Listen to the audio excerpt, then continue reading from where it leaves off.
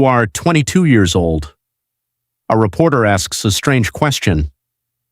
Is it true your company made over $100,000 in its first year? You stare at the email, read it again, then again, because 12 months earlier, you were calculating whether you could afford groceries 12 months earlier. Your checking account balance was $47.13 12 months earlier. You were sitting in a crowded college apartment in Austin, Texas, trying to decide which bill could wait another week, the electricity, the credit card, or the student loan payment.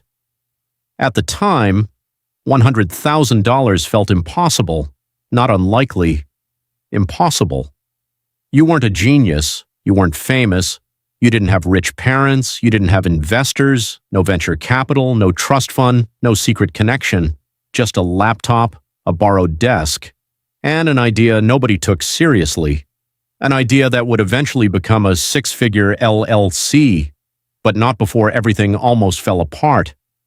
Because the first customer never showed up, the second customer asked for a refund, the third customer disappeared without paying, and 3 months later, you seriously considered quitting. If you had quit that night, nobody would ever know your name, no company, no six figures, no reporter, no story.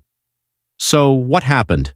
How does a broke college student, drowning in student loans, turn a tiny side hustle into a business generating over $100,000 in just 1 year? The answer starts on a Tuesday morning, a Tuesday that looked completely ordinary, until it wasn't. Chapter 1. The Beginning. Austin, Texas, 7:12 a.m. Your alarm rings. You hit snooze twice, then a third time, because you went to sleep at 2:03 a.m. again. Not because you were partying, not because you were having fun, because you were worried, constantly worried about money. You are Ethan Parker, age 21, junior year, business major, part-time cashier, full-time stress machine. Every month feels the same. Tuition, rent, food, gas, textbooks, credit card minimum payment, repeat. You track everything inside a spreadsheet, every dollar, every expense, every mistake. One afternoon, you notice something disturbing. Your student loan balance is growing faster than your savings, much faster. The realization hits hard. You are working, studying, sacrificing, doing everything right, and still falling behind. That night, you sit in the university library, 3rd floor, near the back window, the quiet section. You open your banking app, $47.13. That's it. You close the app immediately, as if looking away changes the number. Outside, students laugh, walk to parties, plan weekend trips. Inside, you calculate how many meals you can skip. Something feels wrong, not unfair, just wrong. Because every financial article says the same thing. Save more, invest more, contribute to your retirement accounts, buy index funds, stay consistent. Good advice, except you can't invest money you don't have. You already know about the S&P 500, you know about Roth IRAs, you know about dividend investing, you know compound interest is powerful. The problem isn't knowledge, the problem is cash flow, and that thought refuses to leave your head. Cash flow, cash flow, cash flow. A week later, during a marketing lecture, your professor says something that changes everything. Not intentionally, just one sentence, one ordinary sentence. The fastest growing businesses often solve boring problems. Most students ignore it. You don't. Because suddenly, you start thinking differently. What boring problems exist around you? What do people complain about? What tasks do they avoid? What frustrations cost them time? For days, you become obsessed. You listen carefully, in class, at work, in coffee shops, everywhere. And then you notice something, a pattern. Small business owners constantly complain about social media, not creating content, managing it, scheduling it, posting it, responding to comments, tracking performance. The owners hate it, but they know they need it. Interesting. Very interesting. That weekend, you spend 6 straight hours researching. Coffee, laptop, Google tabs everywhere. You discover something shocking. Thousands of local businesses need help. Most can't afford expensive marketing agencies. Many don't even know where to start. You feel a spark, a real one. For the first time in months, you aren't thinking about bills, you're thinking about possibilities. Maybe, just maybe. There is an opportunity here. Not a billion-dollar startup, not the next tech unicorn, just something small, something practical, something real. But then another thought appears, the dangerous thought, the thought that stops most people. What if nobody pays? You sit quietly, staring at the screen. Because it's a fair question. You have no clients, no portfolio, no experience, no reputation, no LLC, no business license, nothing. Just an idea. And ideas don't pay rent. 3 days later, you make a decision, a small decision, one that feels insignificant at the time. You decide to contact 10 local businesses, just 10, no expectations, no grand plan, just 10 emails. You write the first one, delete it, write it again, delete it again. Your hands are sweating, which feels ridiculous, because it's only an email. But deep down, you know it isn't, because the email represents something bigger, possibility, risk, hope, failure, the chance that your life could change, or the chance that nothing happens at all. Finally, you press send, then another, and another, 10 emails, done. You lean back in your chair, heart racing, waiting, watching, refreshing your inbox every few minutes. Hour 1, nothing. Hour 2, nothing. Day 1, nothing. Day 2, nothing. By the third day, the excitement is gone. You start feeling embarrassed. Maybe this was stupid. Maybe everyone was right. Maybe business is for other people. Maybe people like you should just get a degree, find a job, and stay safe. Then, at 9:47 p.m., a notification appears. One response, just one. You freeze. Because this single email is about to begin a chain of events that will eventually create a six-figure company. But first, it is going to create a much bigger problem. And Ethan has absolutely no idea what's coming next. Chapter 2. The opportunity, 9:47 p.m. The notification is still glowing on your screen.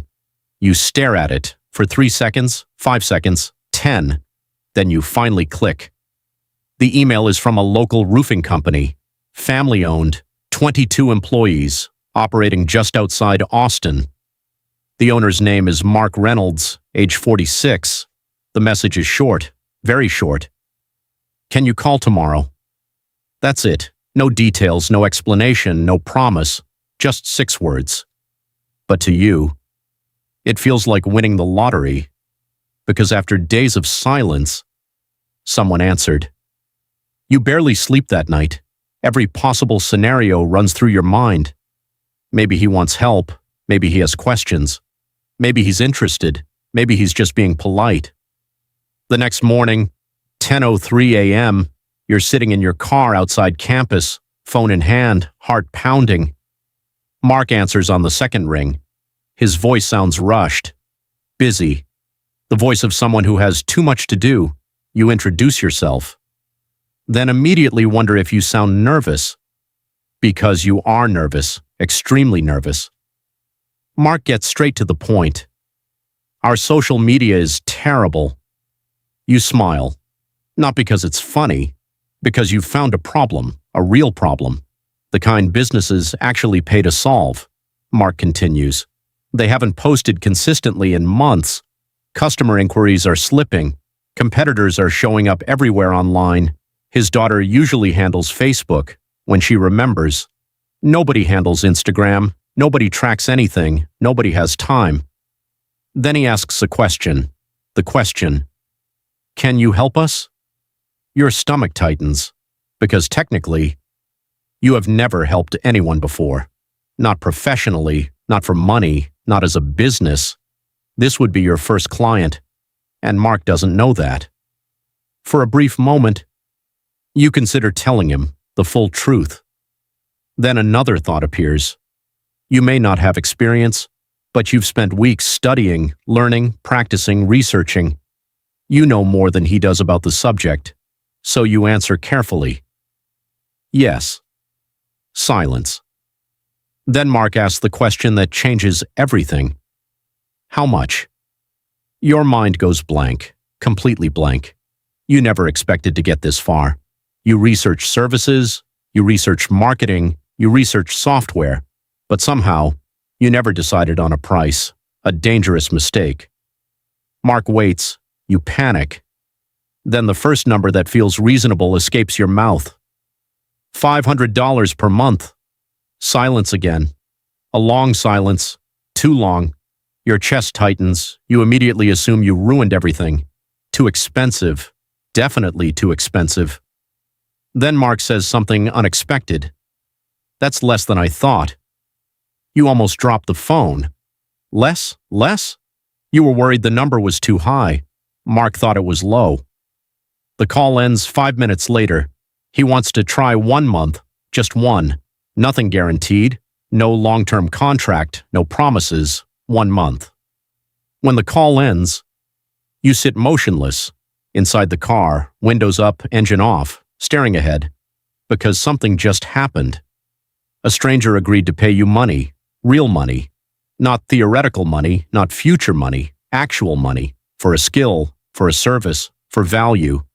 The feeling is impossible to describe because for the first time, the idea feels real.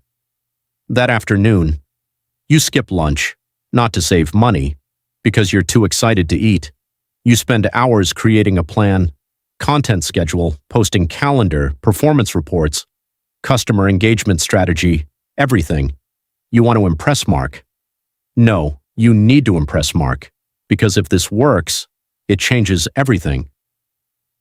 3 weeks later, the numbers begin moving, slowly, then faster. Customer inquiries increase, engagement rises, website visits climb. Nothing spectacular, nothing viral, just progress, consistent progress. Mark notices. Then his office manager notices. Then his sales team notices.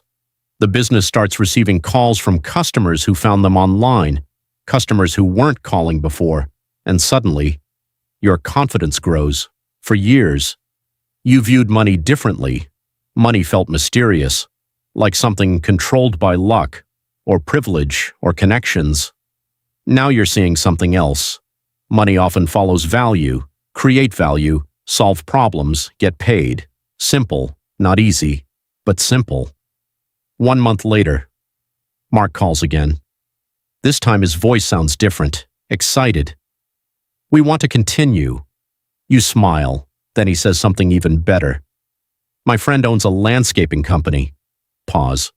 He needs help too. Your heart skips, because this is your first referral, the first sign that something bigger may be happening.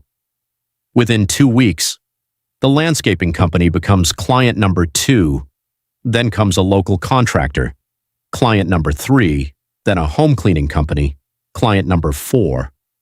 Suddenly, your evenings disappear, classes during the day, work during the afternoon, client projects at night, sleep becomes optional, coffee becomes mandatory, friends stop seeing you as often, weekends vanish, weekends. But something remarkable is happening. Your income changes, not dramatically, at first, just enough to notice. Then one evening, you open your banking app and freeze, not because the number is low, because for the first time in months, it isn't. You have over $2,000 available. After expenses, after rent, after bills, you check again. Just to be sure, the number remains. You lean back, staring at the screen, because this isn't investment growth, not stock appreciation, not dividends, not retirement contributions. This is something different. This is income growth, the engine that powers everything else, the engine that eventually funds investments, funds Roth IRAs, funds brokerage accounts, funds future freedom, and for the first time, you can see the path, a real path, not a fantasy, not a dream, a path. But success creates a new problem, a much bigger problem, because every new client requires more time, more meetings, more work, more responsibility.